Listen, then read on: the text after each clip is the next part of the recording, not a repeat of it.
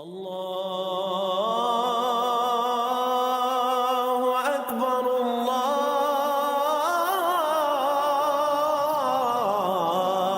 अकबर।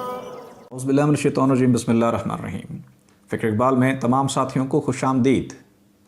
जैसा कि आप जानते हैं, ये मेरे काम करने का मकसद सियासत नहीं है, किसी मज़हब फ़िरके की दिल आज़ारी नहीं है, हुकूमत पर नुक्ताचीनी करना नहीं है। आज ये मेरा पैगाम स्पेशली आर्मी के लिए है, पाक आर्मी के लिए, आर्मी के जवानों के लिए, जो सोल्जर्स जो हमारे बॉर्डर्स पे जो पहरादारी करते हैं। क्योंकि अल्लाह ताला कुरान पाक में फरमाते हैं कि अपने इस्लामी सरहद की पासदारी करो।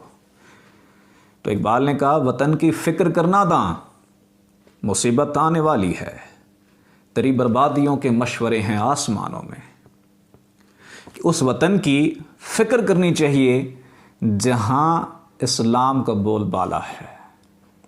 तो सोल्जर्स के लिए क्या पैगाम है?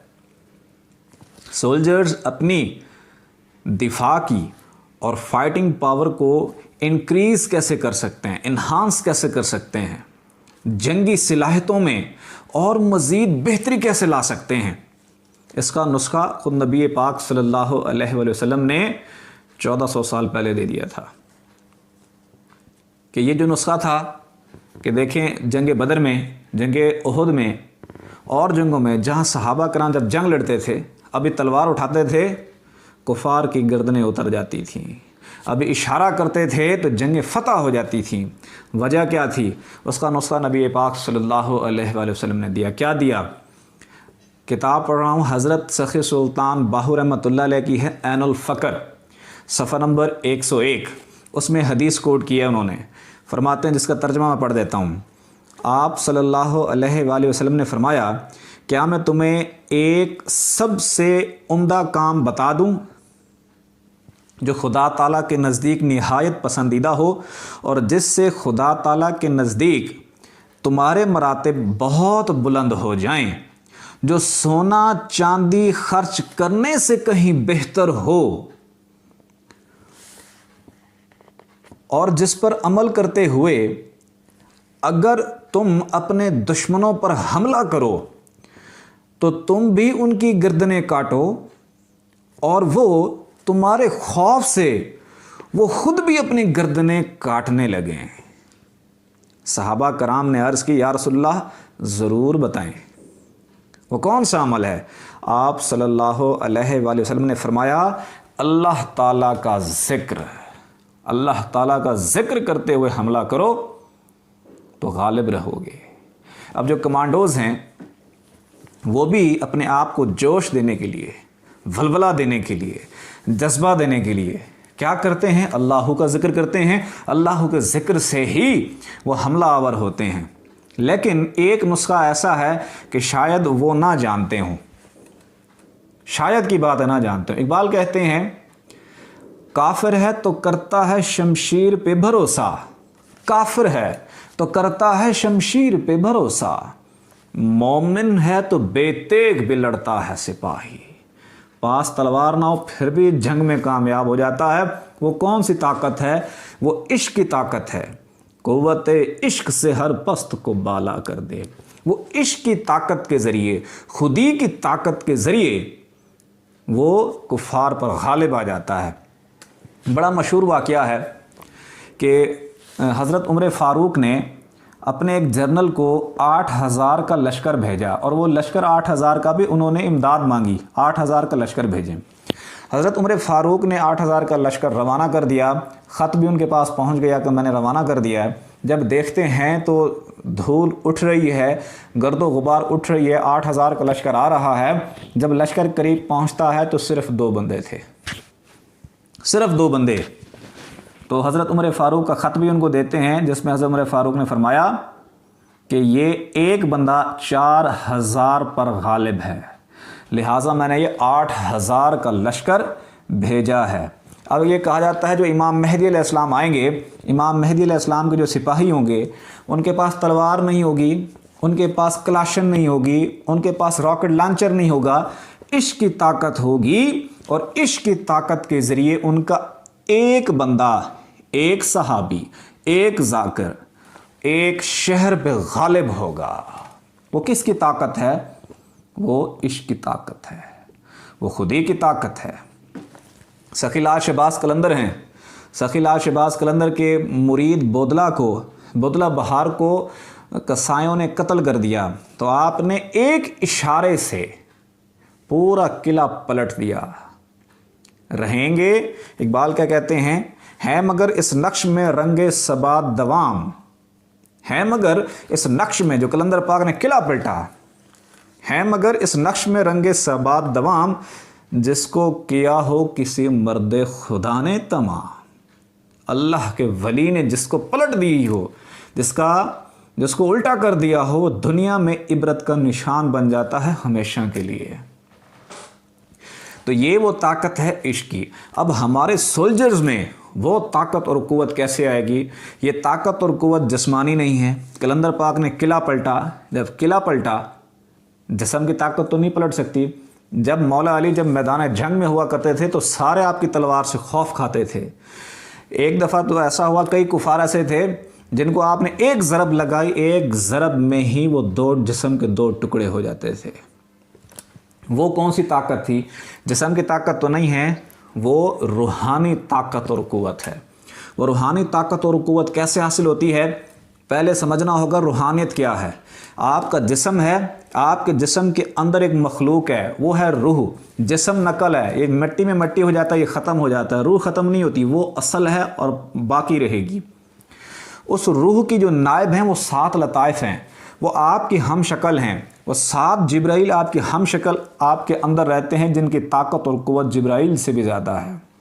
अगर वो यहाँ से प्रवास करें तो जिब्राइल के साथ जिब्राइल की तरह प्रवास करते हैं। हमसाया जिब्रील अमीन, बंदा खाकी है, इसका नशेमन न बुखारा न बदख्शां। जब वो प्रवास करता है तो उस वक्त वो जिब्रील की तरह प्रवास करता है और शाहीन की तरह इतनी बुलंद प्रवास रखता है कि वो तमाम मखलूक़ात खुदा को पीछे छोड़ जाता है।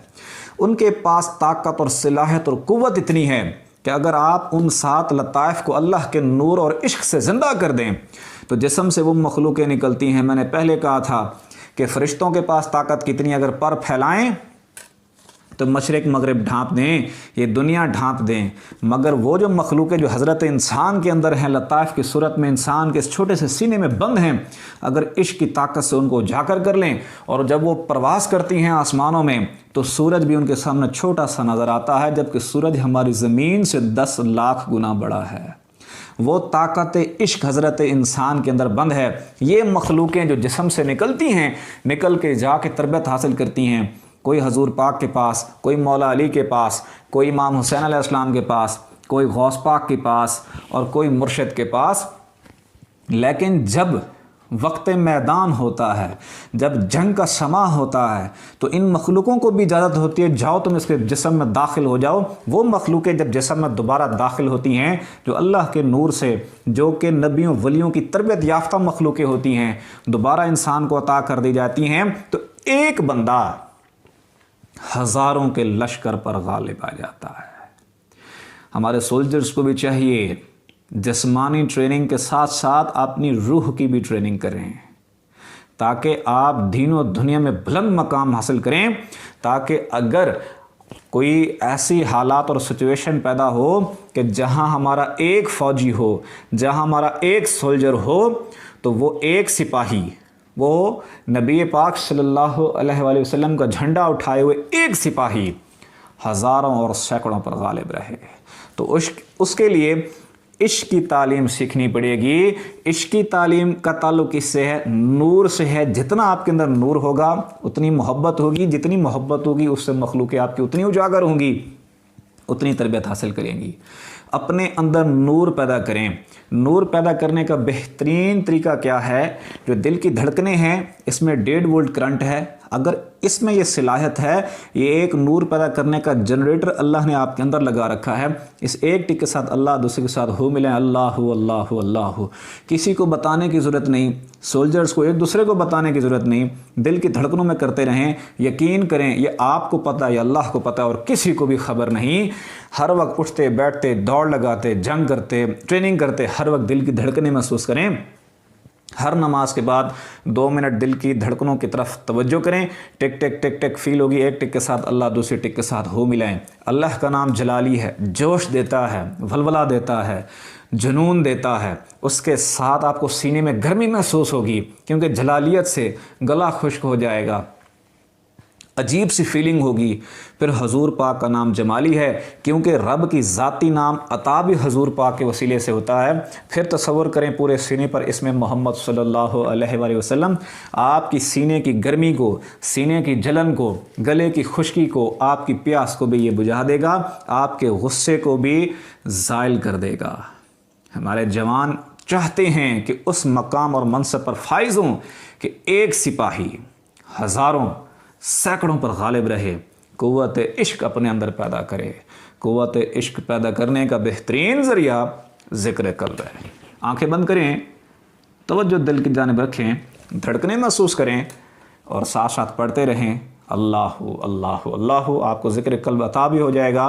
तरीक़ेकार के लिए मैंने दूसरी वीडियोस बनाई हैं, वो आप यूट्यूब चैनल में, हमारे फ़िक्र इकबाल यूट्यूब चैनल में देख सकते हैं। ज़िक्र करने का तरीका क्या है, ज़िक्र कल्ब से आगे की तालीम क्या है, वो तफसील से हमने बता दिया है। अगली वीडियो का इंतज़ार कीजिएगा, तब तक के लिए अल्लाह हाफ़िज़। अल्लाह अल्लाह अल्लाह अल्लाह अल्लाह अल्लाह अल्लाह अल्लाह अल्लाह अल्लाह अल्लाह अल्लाह अल्लाह अल्लाह अल्लाह अल्लाह अल्लाह अल्लाह अल्लाह ला इलाहा इल्लल्लाह मुहम्मद।